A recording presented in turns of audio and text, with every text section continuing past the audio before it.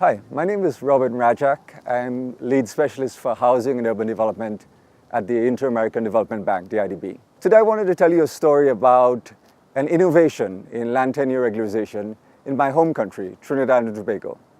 The story starts in around 1997 when I returned to Trinidad and Tobago, having been abroad for 4 years on a government-sponsored scholarship to study land tenure regularization, to study informal settlement regularization. So I had finished this work, I came back to Trinidad and Tobago, and the country and the government, the parliament, was in the process of trying to formulate a new law to do this very thing, to regularize informal settlement on public lands. But as you know, bureaucracies don't always work in a very rational way, so it was not very apparent to the authorities that existed that, hey, you've just paid for someone to study for 4 years on this topic, here you are in the middle of a process, why not involve them? So it was a little less smooth than I thought. I had to force my way into this process. But thanks to the facilitation of the then minister, I did get into the process after effectively forcing my way into his office. He saw the benefit of involving me, and I had the privilege to then be part for the next year of formulating that law. That law was premised on a very significant innovation, which is an incremental approach to land tenure regularization. The bottom line is, the then minister said, if you look at the society, and usually most good laws start by understanding how the society works. If you look at the society, you see that poor people especially do almost everything incrementally. They build their homes, room by room, incrementally as they can afford. They pay for things incrementally on hire purchase agreements. They mobilize on issues incrementally. So why not regularize their land tenure situation in an incremental way? It reminds me a little bit of the movie that I like very much, Cool Runnings, where at some point the bobsledder says, you know, if we walk Jamaican, we talk Jamaican, we sure as hell better bobsled Jamaican. And in a similar way, the idea was, well, why don't we try to capture how society operates in this law? And that's what it did. So it introduced 3 steps for tenure regularization. The first step was effectively not a property right, but what you would call in law a personal right. And the term was a certificate of comfort. And it does just that. It tries to give comfort to the informal settler, to the family, that you will not have to run the risk of being evicted in the middle of the night or tomorrow, that you can have the assurance of somewhere to live. That was the primary reason. And the minister was very clear at the time. I don't want to discriminate within communities. I don't want too many criteria to determine who is eligible for the certificate of comfort.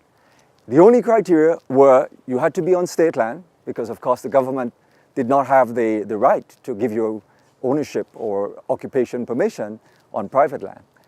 And secondly, you had to be in occupation as at that date, so that they didn't want to encourage new occupation. So those were the only criteria. They didn't want it to separate people based on income. They didn't want to separate people based on whether they were even nationals, because many of the informal settlers are migrants also. So that was the first step, and that basically gave you the assurance of somewhere to live. The second step, one further thing really about that step. The last thing about this certificate of comfort is that it struck a balance between the needs of the household and the needs of the government, because the government needed the prerogative at some point to relocate you. If, for example, it turned out that this land that you're occupying is environmentally sensitive, is causing flooding or pollution of an aquifer or something like that. At the time, there were over 250 sites in the country. The government didn't know all of this information for all of the sites. So this certificate of comfort struck the balance of giving the occupant, the household, a sense of security in the short term, but preserving the prerogative of the government at some future date, if needed, to say, we actually need to relocate you, but the obligation is then on the government to give you an alternative occupation, alternative location. So that's the first step. The second step was what we call a statutory lease. It's basically a lease, a 30-year leasehold interest that comes into effect upon your satisfying the additional criteria that the law lays out. So then we enter the criteria of you being a citizen of the country and you being of adult age. Those were the only 2 additional criteria. And there was some additional criteria, I should say, about the site being suitable for regularization, such as environmental criteria. But that's it. And then the beauty of the statutory lease is that it doesn't require any paperwork per se. Once it's determined that you satisfy those conditions, you are deemed in law to hold that interest, that 30-year interest, because you have satisfied the statutory conditions. So it doesn't require a whole bureaucracy of preparing a formal document. So that was deliberate, and it borrowed from an earlier legislation that had used this instrument. The final stage in this whole process is a 199-year deed of lease. And that required some additional criteria, legal processes, and it required a surveying and proper definition of the parcel of land, and it also required some payment towards the cost of the land, albeit subsidized. So that you went basically through this law through a process of incrementally, at your own pace, when you deem it desirable to move from one step to the other, to get to the formal full ownership of land. I had the privilege of serving in the first management team of the Land Settlement Agency, which was the agency created by the law to implement this law, to implement the regularization of the informal settlement. We were very heartened by the response of the population. You know, there was much debate about whether this instrument would be useful, whether it was something that the society would welcome or not. I think people vote with their feet, and that's where you want to look. And the result was that after a very concerted effort to build trust between the population that we were targeting and the government, we basically found 80% of the occupants of state land, the informal settlers on state land, within the eligibility period of 2 years applied. That to me quenched all debate, that this was something that people deemed to be useful. And I tell you why, because for many years, these very same households had hidden their identity, had hidden their residences. They did not want to be known by the state. They were outside of the formal system. But they chose instead to respond to this and say, here's my ID card. Here is my evidence of where I live. Here's my address. Please regularize me. So that was the response. It was very heartening. Now, there was a lot of ups and downs as with any process, trying to develop policies, regulations, capacity. But one very visionary decision, I think, of my then chairman was, of all the 200 people in the staff of the agency, the largest group were the community mobilizers, the people who would work on building this trust, to encourage application, to encourage people to welcome a land surveyor when he comes onto the site, to encourage people to participate, to pay, to participate in the planning process, to encourage people to not object when a contractor shows up on the site to straighten the roads or to widen the drains or whatever was needed infrastructure-wise. So that was the largest group within the agency, and was very deliberate. Because remember, for the most part, these were people who had chosen to live outside of the formal system. And now they were being asked to come in, and you really needed to build trust as to how that process would be managed. So that was a very significant innovation. Now, a lot of years have passed since then. I left Trinidad and Tobago in 2003, and I basically have had the privilege to work internationally on urban development issues in many parts of the world.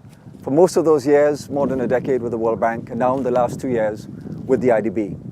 And I've come back in a very unique position where today I'm helping to manage, I'm leading the IDB's team that is supporting the implementation of this law, the regularization of informal settlement in my own country. And with that has come a real reflection and appreciation of what was there in that law, even beyond my understanding, what was there in the vision of the then minister and the architects of the law, and what was there that really embodied the learning of the society. And two things really come to mind. One is the real weight of perception. You know, we talk about security of tenure as if it is a document, but really and truly, it's about your perception of your risk of eviction. And you know, your perception of risk. And if we think about it, behavior, at the end of the day, why are we interested in security of tenure? It's because we believe that it affects your behavior, in particular, your investment behavior. Will you improve this home, yes or no?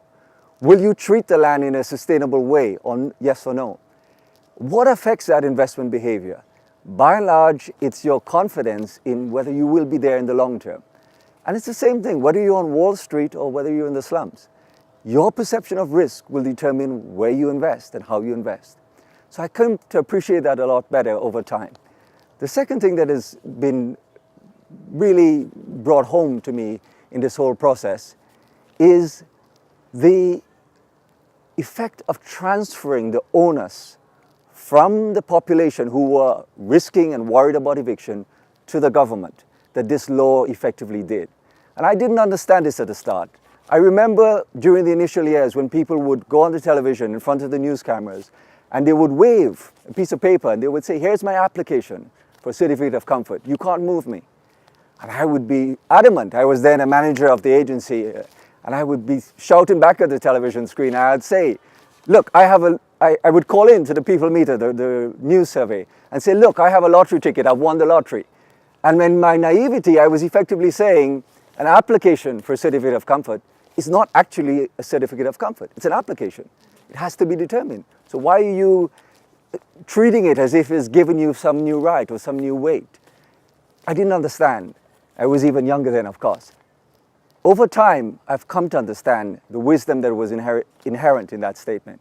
And the reality is, from the moment you applied for that certificate of comfort, the onus went to the government.